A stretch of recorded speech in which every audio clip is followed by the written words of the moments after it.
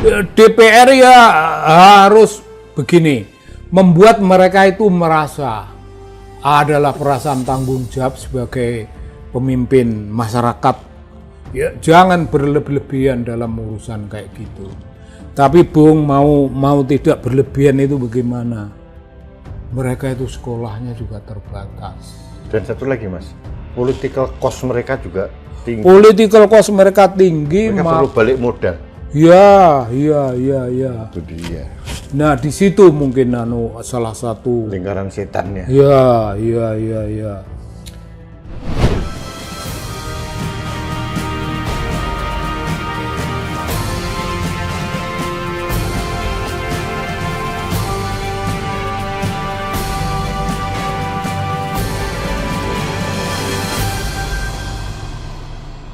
Halo sahabat Indonesia, kita bertemu kembali dalam edisi Suara Kang Sobari. Saya hanya memberikan pembukaan, tapi substansi materinya tetap akan disuarakan oleh tokoh budayawan kita, pengamat politik kita, Kang Sobari. Nah, topik yang saya pancing kali ini adalah ternyata anggota DPR selama ini mendapatkan tunjangan yang bertunjang-tunjang. Tunjangannya luar biasa, gajinya hanya 5 juta sekian. Kecil, tapi tunjangan beras 12 juta, tunjangan transportasi 7 juta, tunjangan kehormatan, tunjangan beras, tunjangan pembayaran PPh, bahkan pembayaran pajak PPh 21 pun dibayar oleh negara. Belum lagi tunjangan kehormatan, tunjangan sidang. Dan yang membuat kita terluka adalah mereka diberikan tunjangan perumahan 50 juta per bulan. Ini membuat kita prihatin, ditambah lagi ada biaya reses yang sekian kali selama setahun. Besar, luar biasa besar. Ada biaya dana aspirasi dan sebagainya. Jadi anggota DPR itu diguyur kemewahan yang luar biasa oleh negara pada saat ekonomi kita sedang terpuruk, rakyat daya belinya turun, rakyat dipajaki dengan segala perpajakan yang luar biasa. Kata Kang Sobari itu seperti zaman kolonial, seperti bayar upeti. Bahkan ada orang yang mengatakan nanti kalau perlu udara di pegunungan diberikan pajak. Jangan-jangan kita nafas saja dipajaki. Itu pemikiran-pemikiran yang paling primitif untuk memungut pajak. Nah, saya ingin mendapatkan perspektif dari Kang Sobari, insight dari beliau tentang fenomena ini. Meskipun akhirnya setelah ada demo besar-besaran mahasiswa, kelompok buruh, kelompok ojol, semua elemen masyarakat tanggal 25 Agustus yang lalu, akhirnya DPR melunak. Dikatakan bahwa tunjangan perumahan yang 50 juta per bulan itu hanya akan diberikan sampai Oktober 2025. Setelah itu tidak dapat lagi. Pertanyaan saya, mengapa koreksi itu dilakukan setelah rakyat marah? Kalau rakyat tidak marah, mereka tidak mempunyai kepekaan sosial sama sekali. Itu yang ingin saya minta kepada Kang Sobari untuk memberikan insight atau perspektif. Monggo Kang Sobari. Tunjangan kehormatan tadi ya, itu apa itu Bu? Apa mereka itu terhormat?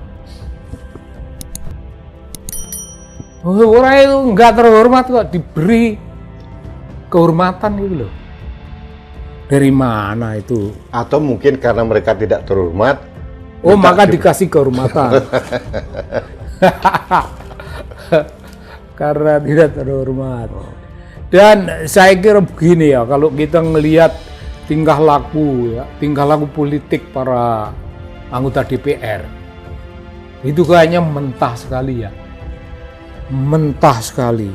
Pernah agak lama tempo hari, zaman pemerintahan SBY kira-kira, itu ada pertemuan antara DPR Australia dengan DPR Republik Indonesia berbicara tentang politik. Bung, mentah. Kita punya DPR, punya wawasan. Jadi itu artinya nyata benar bedanya. Oh, nyata benar. Karena anak-anak Australia, anggota-anggota DPR itu matang secara akademik, terlatih secara akademik, terbiasa berdebat, mengemukakan argumen-argumen. Dan kita tidak. Kalau hal itu diulang kembali, saya kira, waktu itu saya moderator. Andai kata sekarang ini diadakan hal yang sama, dan saya jadi moderator lagi, saya hanya ingin menekankan satu gambaran betapa kita secara akademik orang-orang itu tidak matang. Bagaimana secara akademik mau matang?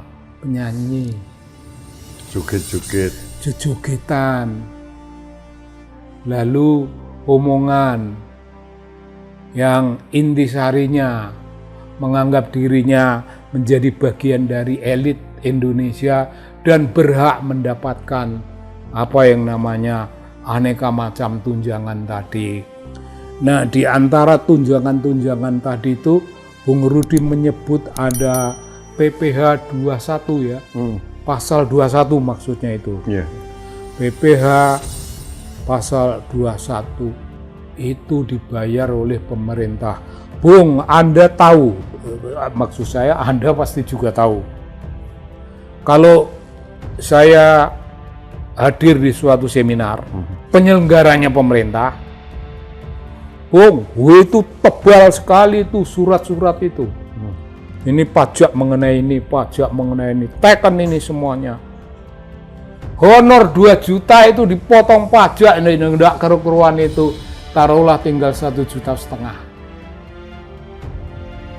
Kita itu hidup dengan tekanan pajak. Sama Bung, urusan mengenai pajak ini kalau pemerintah tidak sensitif, bahkan kalau rakyat juga tidak sensitif, ini akan sangat berbahaya. Orang tidak ingat sejarah perlawanan pajak. Sejarah perlawanan pajak itu mengerikan sekali. Karena itu zaman itu rakyat mau ganti celana pendek pun tidak bisa, Bung. Berat pajak itu berat sekali. Karena itu maka rakyat menampilkan perlawanan dengan aneka macam yang disebut sebagai ideologi Ratu Adil. Ini pemerintah ini nggak ada keadilan. Nggak ada ratu, nggak ada raja yang membawakan keadilan untuk rakyat pada umumnya, nggak ada. Karena itu rakyat memiliki sesuatu ideologi, ini ideologi Jawa yang berkembang di wilayah Jawa. Setiap kali ada tekanan-tekanan yang membuat mereka parah, hidup menjadi parah. Lahirlah itu Ratu Adil. Tapi memang ada, Bung, ketika seseorang diangkat menjadi Ratu Adil, itu ada carik desa. Carik desa diangkat sebagai Ratu Adil, ya Ratu Adil macam gitu, bisa dilabrak oleh golongan penguasa, pemerintah penguasa, dalam waktu pendek. Karena memang rakyat pada level itu tidak terorganisir, kurang pengalaman, kurang merasakan adanya melawan dengan ideologi yang matang. Kalah, Bung, mereka kalah. Jadi hancurin. Nah, sekarang kayak begini. Sekarang, Bung, kita semuanya tahu. Kita menjual sesuatu, taruh menjual mobil, bayar pajak toh, ada pajak penjualan toh, pajak penjualan, lalu penghasilan kita kena lagi dari pajak yang belum dinikmati, itu kita belanjakan, makanlah di restoran, kena pajak. Hasil penjualan mobil kita depositokan Kena pajak lagi. Pajak diapakan pun itu kena pajak. Di antara rezim pajak yang kejam itu, ya rezim kali inilah. Tapi kan Menteri Keuangannya temannya Kang Sobari. Menteri Keuangan sekarang agak dikuyok-kuyok oleh banyak kalangan ya, oleh banyak kalangan. Dan ya kalangan masyarakat itu mungkin tidak terlalu salah. Mungkin tidak terlalu salah. Mestinya dia berhenti. Generasi pemerintahan lalu itu dan sekarang tidak lagi ya, tapi begitu. Generasi pajak, Bung, saya menghayati betul pajak tembakau. Saya merasakan itu yang namanya pajak tembakau. Itu zamannya SBY. Itu undang-undang yang melarang orang merokok di suatu tempat. Undang-undang orang tidak boleh merokok begini. Lalu rokok diberi gambar. Woi, gambarannya Merokok membunuhmu. Merokok membunuhmu. Tapi tempo hari saya menulis, Bung. Merokok tidak membunuhmu, merokoklah. Dengan argumen. Dan itu suatu perlawanan yang mungkin agak punya makna sedikit. Nah, di wilayah semacam itu, SBY menjadi kepanjangan tangan dari pemerintah asing. Pemerintah asing itu sebenarnya terdiri dari orang-orang yang dulu menjadi pimpinan WHO. Dan juga ada kepentingan kartel perusahaan besar putih juga. Ada kepentingan mereka. Karena ya jangan salah, rokok putih itu tidak laku di daerahnya, malah diserang oleh kretek, dan itu nyakitin. Mas, tapi mungkin Mas Sobari bisa sampaikan juga ini, cukai rokok dinaikin sekarang. Ya. Yang terjadi raksasa pabrik rokok di Indonesia, gudang garam itu menuju bangkrut. Coba bayangin, gudang garam menuju bangkrut ya. Pabrik rokok terbesar, yang pabriknya separuh kota Kediri. Iya. Pekerjanya puluhan ribu.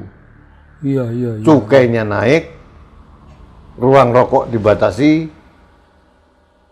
daya beli turun, klop sudah. Kalau itu sebenarnya sudah sejak lama. Yang namanya regulasi dari pemerintah itu bukan regulasi yang membuat, yang menata kehidupan pabrik, menata kehidupan petani, menata kehidupan apa yang namanya produsen rokok. Tidak. Itu regulasi itu menata kematian. Iya. Bung, ini ironi ini bukan saya yang bikin. Ironi itu udah dari dahulu begitu rupa. Jadi SBY sebagai presiden itu dia pro Amerika. Pro Amerika. Sekarang lah ya pro Amerika lah. Sekarang pun pro Amerika. Tidak ada satu kekuatan dalam pemerintahan yang bisa memberi sesuatu, apa yang namanya perlindungan kepada pabrik rokok itu sumbernya pertolongan kepada rakyat. Mereka para buruh hidup dalam jaminan mereka. Akan tetapi mereka tidak pernah mendapat sentuhan dari pemerintah. Tekanan pemerintah makin berat. Selama urusan yang namanya pajak, cukai, dan sejenisnya itu diberat-beratkan, selama pabrik masih bisa hidup, mereka hidup. Mereka punya pabrik-pabrik rokok, ya mungkin termasuk yang ilegal, maupun pabrik rokok kecil-kecilan. Tanpa cukai. Tanpa cukai. Nah itu apa itu artinya? Kemunafikan dalam dunia bisnis yang dipicu oleh keserakahan pemerintah. Sekarang ini Bung, sekarang ini pemerintah mengandalkan kepada pajak. Tukang kerupuk disuruh bayar pajak, tukang ojek bayar pajak, semua yang bisa dipajaki, itu pemerintah. Namun biaya perkawinan aja tinggi sekarang. Oh iya. Kamu tinggi ya, Bi? 600.000 kawin ini. Masuk negara, BPN. Wah, pendapatan negara bukan pajak. Waduh. Pertanyaannya masuk negara atau enggak? Nah, mungkin dikantongi lah itu. Nah, yang menjadi masalah urusan-urusan yang serba pajak itu kemana sebenarnya? Apakah Prabowo mampu mengontrol pemasukan baru itu secara efisien? Saya bisa sedikit memberikan gambaran kan, bahwa APBN defisit, hutang kita menumpuk tinggi. Ya. Bulan Juli kemarin jatuh tempo kita membayar bunga hutang saja itu 800 triliun. Wah. Jadi itu akibat ugal-ugalan pengelolaan APBN zaman Jokowi. Bansos ugal-ugalan dan sebagainya. Pak Prabowo sendiri itu mewarisi kondisi keuangan yang compang-camping. Ditambah Presiden mempunyai program sendiri tentang MBG, tentang sekolah rakyat, tentang koperasi desa dan sebagainya. Jadi ini berkelindan dengan kondisi, dan akhirnya cara yang paling mudah dan paling tidak cerdas untuk menambal defisit dan kekurangan itu adalah yang pertama memajaki rakyat, yang kedua tarik utang baru.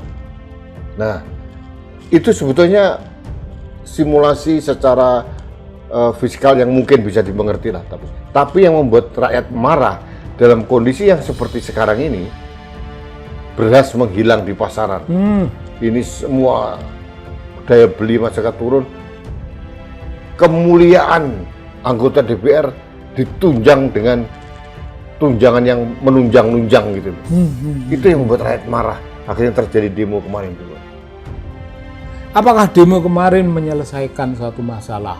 Ya minimal satu direspon, tunjangan perumahan 50 juta katanya akan berhenti bulan Oktober 2025. Katanya. Tapi tanggung jawab pemerintah menjamin dibayarnya PPh nomor 21 tadi itu. Itu pajak dari para pejabat negara, termasuk DPR toh itu? Ya, yang benar. Negara itu menanggung pembayaran pajak PPh 21 bukan hanya anggota DPR ternyata. Semua pejabat negara itu semua dapat itu. Kan nggak adil gitu. Nggak adil, rakyat swasta kita penghasilan dipotong PPh 21.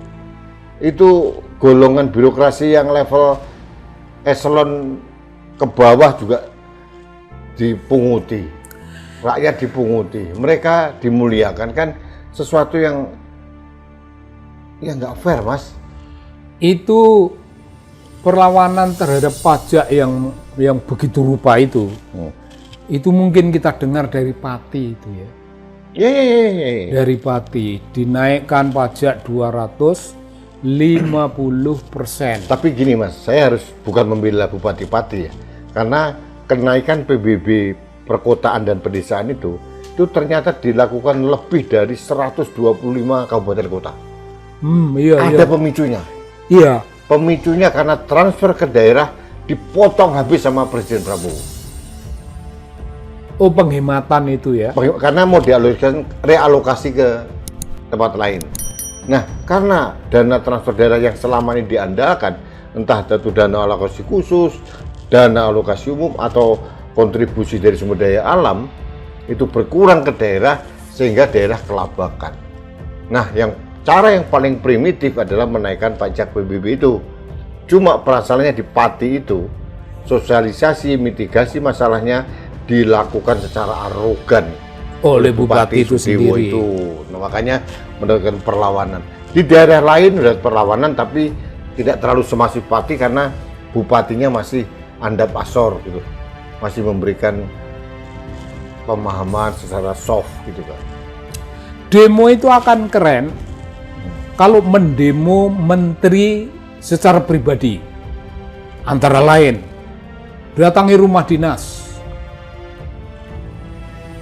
Dibikinlah rame-rame di situ. Termasuk bakar ban. Oh, bukan bakar jagung. Wah, jagungnya mana? Bakar ban. Rame-rame situ. Terus sebagian datang ke rumah. Bukan rumah dinas, ke rumahnya. Pribadi. Rumah pribadi. Mungkin rumah pribadinya 2 atau 3 ya. 4. Datangi semua. Datangi semua. Itu satu menteri. Dihujani kritik semacam itu. Dan dari sana kita berteriak kepada presiden. Presiden, kau tidak punya rasa malu. Mengangkat orang semacam ini loh. Orang kayak gini nih kau angkat jadi pejabat tinggi. Bung, kalau perlawanan itu efisien sampai menyasar menteri pribadi, wow itu keren itu. Hasilnya efektif. Kira-kira akan efektif. Dan kira-kira itu akan membuat birokrasi di masa depan, berhati-hati. Birokrasi akan berhati-hati untuk selanjutnya. Dugaan saya macam begitu. Begitu, Bung. Dan Kemarin seterusnya. ada informasi, Mas. Kemarin dalam opini saya mengkritisi karena 40% dari dana pendidikan yang itu mandatori dari konstitusi, 20% itu ternyata 44% dari dana pendidikan itu diambil untuk MBG. 335 triliun gitu. Saya protes ini. Ya protes lah. Nah, ternyata kemarin DPR yang mengatakan, enggak 44 kok, ternyata turun jadi 29% katanya. Ini bagi saya juga, kalau mempunyai program tersendiri, jangan ganggu. Bukan pendidikan, mendingan pendidikan itu untuk beasiswa. Iya. Dan ada lagi yang menarik, Mas. Bos lah itu. Bos, ada yang macam-macam, perbaikan sekolah. Guru, Mas, dinaikin tunjangannya biar dia bermartabat sebagai manusia gitu loh. Dinaikin. Jangan diabaikan, sama diabaikan. Lebih baik dia naikin toh. Lebih baik untuk guru maksud saya. Bentar dulu. Kita mendengar kabarnya Menteri Keuangan bilang Masyarakat harus menanggung. guru itu menjadi beban pemerintah. Kita tidak tahu apakah dia ngomong begitu itu betulan atau apa. Ya, sedang mabuk lah. Mungkin. Karena kemarin dikoreksi juga. Maksud saya bukan begitu, katanya begitu. Oh. Ya. Nah, dia bilang bahwa masa semua harus ditanggung negara, kan masyarakat berpartisipasi. Masyarakat itu apa? Masyarakat itu tukang ojek, tukang bakso, tukang mie. Itu suruh berpartisipasi, memberikan. Mekanismenya gimana? Enggak ada lah mekanisme. Di dunia Saya mendukung kesejahteraan guru dinaikkan, jadi dosen dinaikkan supaya kinerja mereka baik.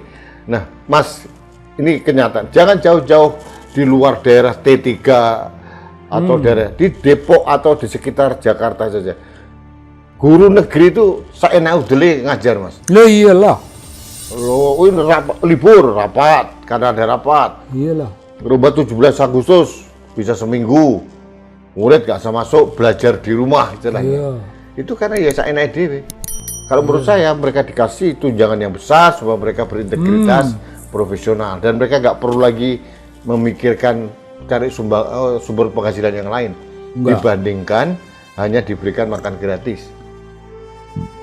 Makan gratis bukan solusi. Ya. Makanya saya menanya ke Sobari ini. Wakil Menteri Dikti dan Sainristek mengatakan bahwa MBG itu berkorelasi akan menaikkan kemampuan anak untuk bidang matematika dan bahasa Inggris. Setuju nggak, Mas? Bohong. Bohong. Mendikti itu. Wakil Menteri Oh, wakil menteri. Profesor Stella. Bohong. Nggak ada korelasi dengan kecerdasan. Nggak ada. Bahwa makan baik itu buahnya kecerdasan, iya. Tapi in total, omongan-omongan yang menganggap bahwa Prabowo memberikan makanan untuk anak-anak itu untuk membuat bangsa Indonesia makin cerdas. Wah, itu bohong, itu bohong. Nggak ada itu. Korelasinya jauh ya. Nggak ada korelasinya, nggak ada fakta di lapangan. Nah, topik kita tentang tunjangan anggota DPR tadi, menurut Kang Sobari harus bagaimana DPR menyikapi? DPR harus bagaimana?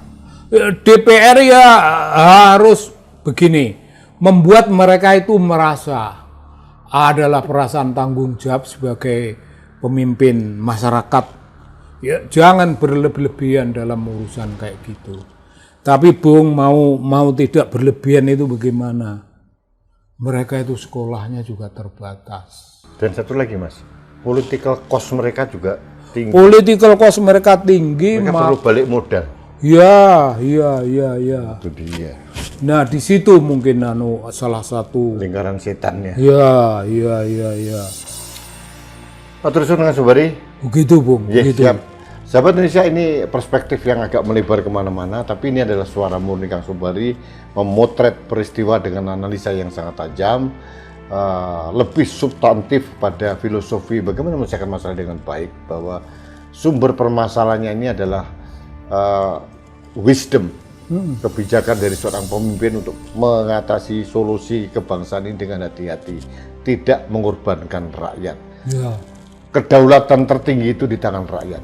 Ya. Anggota DPR itu bukan mewakili kedaulatan rakyat, tidak. Anggota DPR itu hanya mewakili kepentingan rakyat. Ya. Kedaulatan rakyat tetap di tangan rakyat. Jadi bukan di tangan anggota DPR.